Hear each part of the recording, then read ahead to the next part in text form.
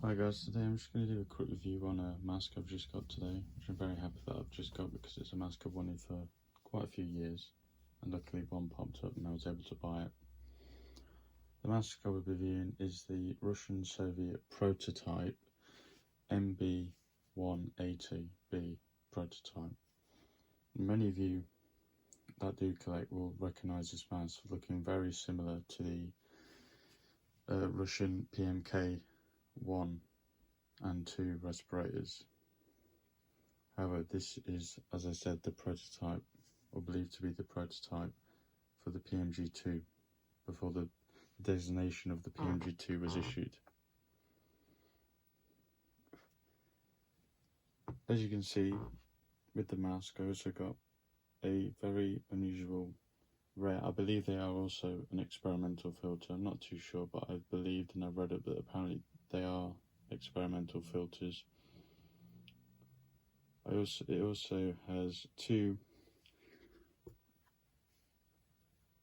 winterization extra lenses, lens covers, protective lenses, whatever you want to call them, for obviously going out, lens outserts, obviously to go on the mask. It also came with the 40mm GOST adapter for obviously the Soviet filter threads, which use a 40mm GOST. I will show you how it works, but it's not currently installed on the mask, and I'll explain why. It also came with a face form. These are very common face forms. You get them with, like I said, the more common PMKs and GP7 and GP7V kits. Just a piece of plastic that sits inside the mask when not worn, just to hold the mask's shape and form. Again, like I said, going back to the filter, like I said, these are very rare and uncommon. Like I said, I'm really happy that I've managed to get this. I've wanted the MB-180 for quite a few years, and I'm very happy that I managed to find one. But yeah, as you can see, the filter is very similar to the more commonly and later issued PMK filters. I can't remember the designation for the official PMK off the top of my head, but I will probably add it in later on and after editing the video. You can see there's a simple common, pull tab to pull it, obviously, to let the air in for when you obviously put it on the mask. Here you have another cap, obviously, and under here, as you can see, there's an inhale valve. And the reason why there's an inhale valve already installed onto the filter is because how it works with the mask, which I'll get into just a sec. But as I said, it comes with a little rubber cap. So yeah, I said not really much to say. It's sort of bare metal. I don't know if it's completely bare. It looks very bare. It's got this sort of yellowish coating on it. I'm not sure, I believe it's to do with how it was glued or put together. I'm not too sure. Like I said, there isn't really much info about this mask and the filter, especially in English, because it takes me a while, because obviously I have to translate most of the Russian from Russian to English. And as I said, there isn't really much about this. This is all the information which I know. Now, moving on to the mask, as you can see, like I said, it looks very similar to the normal PMK or PMK2s. So there's a few differences. Some of you will already notice that the exhale valve is slightly different, and around it is a PMG style ring, plastic ring that goes around it. You can see where it's white. I believe most of them were white, and I've seen a few of them, but I think they were discoloured and they've gone sort of a yellowish due to age and the UV rays of the sun. On this side, like I said, this mask is quite, like I said, for the time it was quite innovative, especially for the Russian masks, as prior to the PMK series of masks and the GP7, pretty much about 90%, if not 100% of pretty much all Russian military Soviet masks were all helmet style masks, or Schlem masker, which sort of covers the whole head. Whereas you can see, like most Western and NATO designed masks use a head harness. This is a 5-point head harness. It's alright for what it is, but it could be slightly more improved. I have worn the GP7V, and I can tell you that the head harness, if any of you have owned one, can agree that the head harness very likes to pull out your hair or hurt whilst donning and removing the mask. On the side, like I said, there's not really much to see other than just a stamp size 1, and the secondary port, as you can see there, it has 1296. I believe it's the manufacturer in which that part was made, and like I said, not really much else. I'll take it off the mannequin head and I'll talk to you about it a little bit more. Like I said, you have to bear with me because, like I said, it's hard. As I said, they're very annoying, but the best way is to get these off the mannequin head. So if you'll excuse me, I'm just going to try and attempt that now.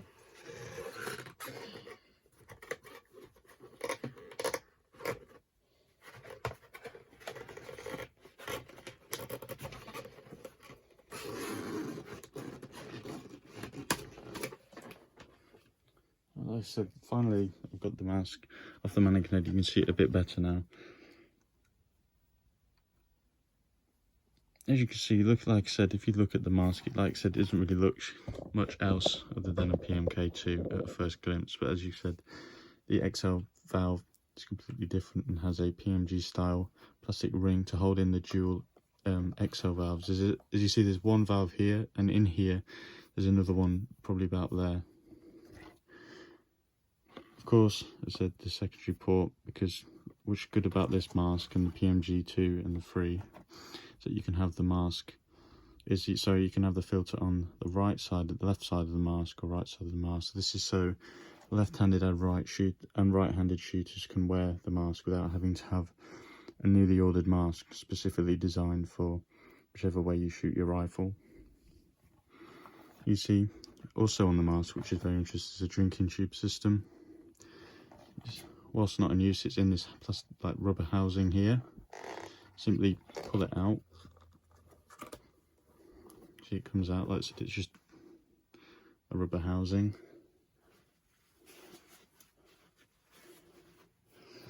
And as I said, just a standard Soviet Russian canteen adapter, whatever you want to call it. As I said, and of course, you just simply, that is, like I said, this is the hose. I said the drinking tube, hose, tube. Obviously, you'd need a canteen. I haven't got a canteen on me, unfortunately, but this would connect to a canteen, and you would hold it up like that, and you'd obviously drink. Inside the mask, there's quite, like I said, apart from that, like I said, there isn't really much else to talk about. I'll quickly go over the, sorry, I'll just put the drinking tube back, and I'll quickly go over why the filter isn't currently installed.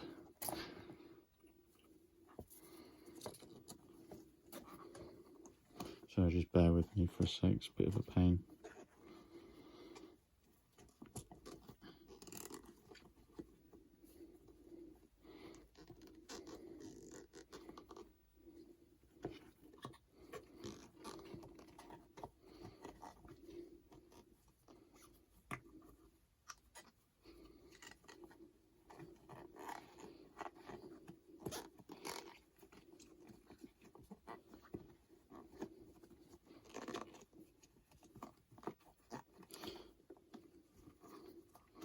So I just had to reinstall the drinking tube.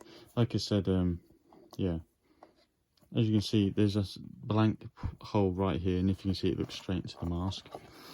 If I show you the inside of the mask, you can see there isn't any oral nasal cup as such. In a sec, sorry, let me just try and...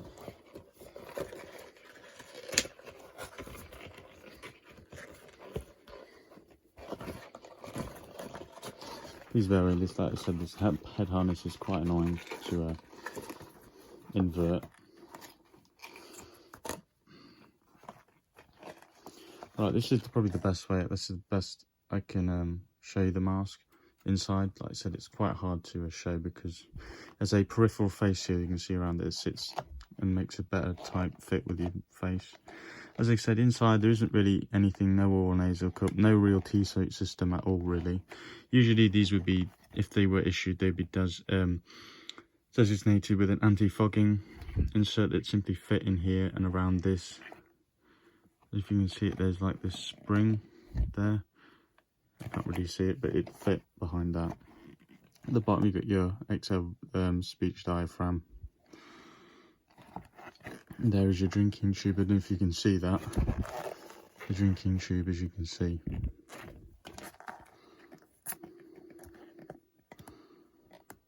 But yeah. On this side, as you see, there is no hole through because it has the blanking piece installed, so it stops the air coming in, obviously.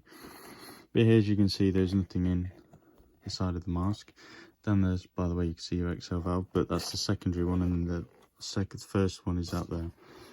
As you can see, there is nothing, like I said, the filter is not attached, because to attach the filter, you require a piece which I don't have on me. And how it works is, when you put this onto the mask, if I were to install this onto the mask, these this lead, this teeth or lip, as you'd call it, would fit through the hole and it would catch, and there'd be a cover you put on, sort of like reinforces it in place. Like I said, I haven't got the piece, unfortunately, to demonstrate that.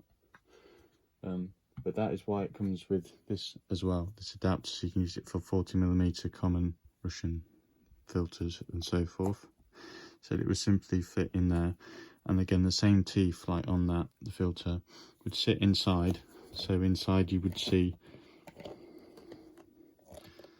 you can see, I can't really demonstrate, it's a bit of an awkward angle, but it would just simply put, it would re-secure the filter securely onto the mask. And yeah, like I said, unfortunately there isn't really much else to talk about. It's very, very similar to the Russian PMK2. But yeah, like I said, unfortunately there isn't really much else information. One of the things to note is inside they would have like little holes about here for glasses, optical glasses inserts for soldiers that need glasses. But that, like I said, other than that, that's about it. Any of the markings on this mask is on the harness, obviously the sizing numbers to adjust it. And then, see, here's a manufacturing stamp, machine number 155, the location, which I will do a video about all the Russian locations and factories built, made in 1990, and there's 4 dots, so it's the 4th quarter of the year 1990. Anyway, as I said,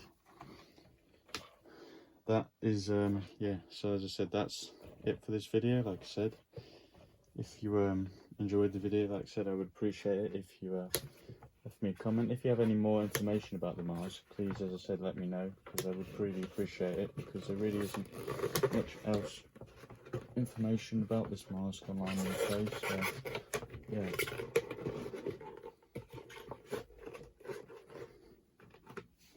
So yeah.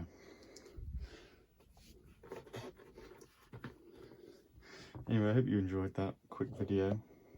I said once I get more information I might redo this review, but I just wanted to review this because I was very excited to get this mask. But yeah, if you have any more information about this mask, please let me know. And like I said, thank you for watching, and goodbye.